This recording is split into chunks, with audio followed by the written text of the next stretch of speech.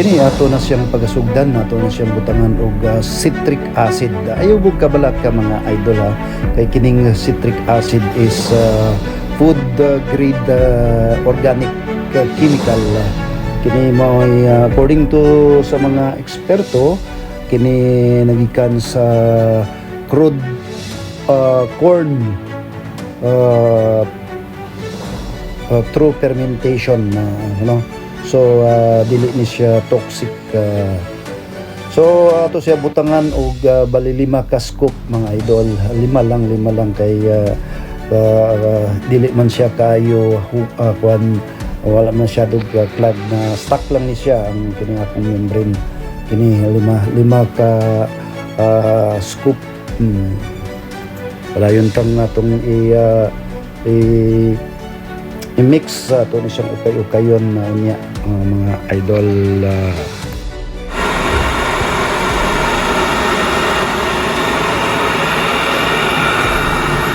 Good job. Ito ba no? Walang problema pala tong membrane na to. Wala may katok mo ni ang kuan niya, product niya. So, dire butangan na to ano, citric acid. Tagumpay.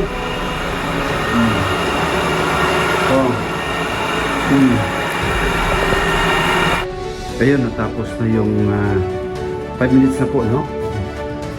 Sakto na 5 minutes. Ngayon, lagyan na natin siya ng isunod natin yung caustic at acid, caustic or whatever. Tandaan po nyo mga idol, ang ganon nyo, purify din. Parang source niyo po ng paglinis ay purified. Magalang yung purified, no?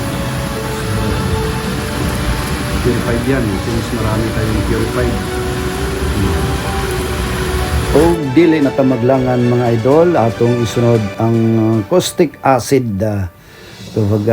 Kunting ingat lang po nito mga idol ha, kasi sa feel ko lang medyo ano siya, highly irritable, medyo pag na ano mo, iwan ko lang sa iba ha, medyo makati siya, tsaka yung mainit.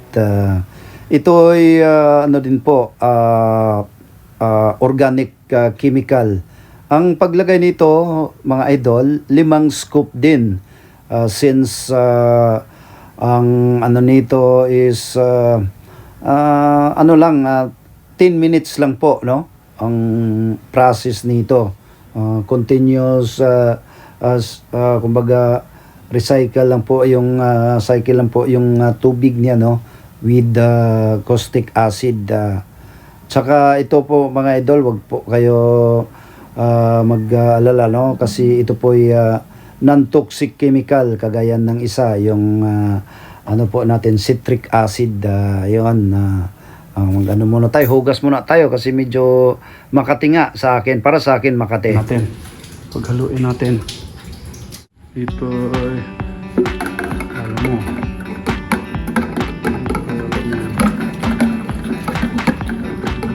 yung color, no, puti yan. Pa rin, di wala siyang masyadong marunong.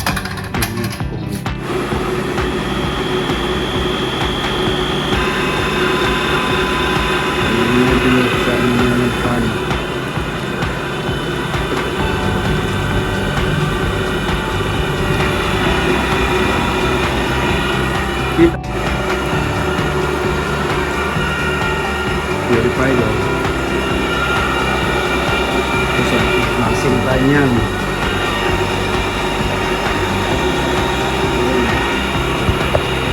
So napansin ko nyo, nag-unti-unti niya nagpapit yung supply niya. So purified to.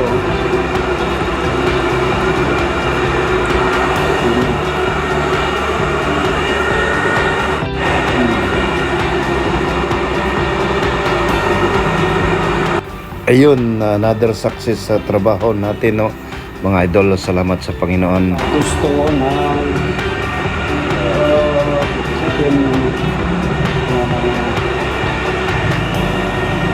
52.